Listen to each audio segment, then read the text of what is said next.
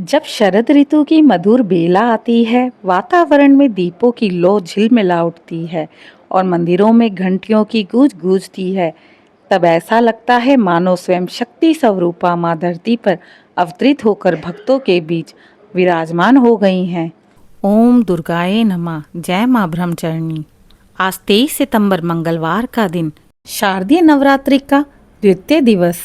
नवरात्रि का दूसरा दिन माँ ब्रह्मचारिणी की उपासना को समर्पित है। यह स्वरूप हमें तप, संयम और साधना का संदेश देता है। हाथ में जपमाला और कमंडल लिए श्वेत वस्त्रों में सुसज्जित माँ ब्रह्मचारिणी तपस्या की शक्ति और भक्ति की गहराई का प्रतीक है। कठोर तप कर जिन्होंने भगवान शिव को पति रूप में प्राप्त किया, वही माँ आज भी अपने भक्तों को धैर्य, वैराग्य और अडिग विश्वास का वरदान देती हैं।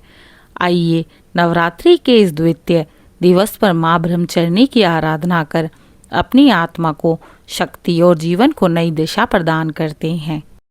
इस दिन की पूजा करने से साधक को धैर्य, मानसिक शक्ति, अडिग विश्वास और जीवन के हर संकट को सहने की क्षमता प्राप्त होती है।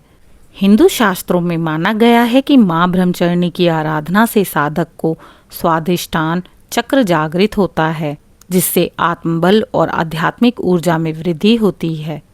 माँ ब्रह्मचारिणी का स्वरूप श्वेत वस्त्रों में सुसज्जित, दाहिने हाथ में जपमाला और बाएं हाथ में कमंडल, मुखमंडल पर तपस्या का तेज और दिव्यता की आभा।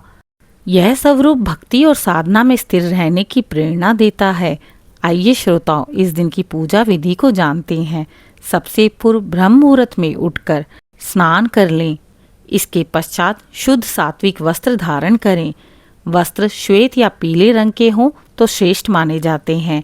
पूजा स्थल पर आसन लगाकर बैठें और दीपक प्रज्वलित कर लें। माँ ब्रह्मचारिणी का स्मरण कर संकल्प लें, मैं अमुक व्यक्ति, अमुक स्थान नवरात्रि के द्वितीय दिन माँ ब्रह्मचारिणी की पूजा अर्चना कर रहा या कर रही हूँ, कृपया मुझे सिद्धि प्रदान करें। इसके पश्चात पहले दिन स्थापित कलश की पूजा करें। जल, अक्षत, सुपारी, पंचमेवा और पुष्प अर्पित करें। कलश में स्थापित देवी को प्रणाम करें। ध्यान मंत्र अवश्य पढ़ें। ध्यानम तदाना कर पद्यभ्याम शमाला कमंडलु देवी प्रसिद्धतु मयि ब्रह्मचारिणी नोत्तमा। इस मंत्र का जाप करते हुए माँ ब्रह्मचारिणी के स्वरूप का ध्यान करें।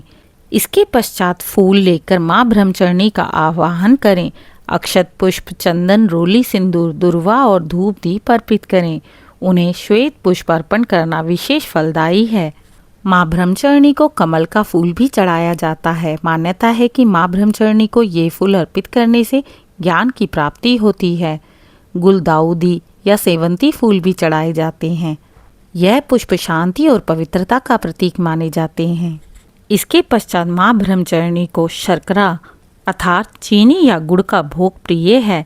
इस दिन चीनी से बने व्यंजन अर्पित करना अत्यंत शुभ है।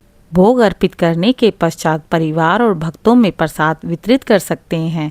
श्रोताओं, इस दिन के मंत्र इस प्रकार हैं। ओम देवी ब्रह्मचारिण्यै नमः। स्तोत्र मंत्र, या देवी सर्वभूतेषु माँ ब्रह्मचारिणी रूपेण संस्थिता नमस्तस्यै नमस्तस्यै नमस्तस्यै नमो नमः।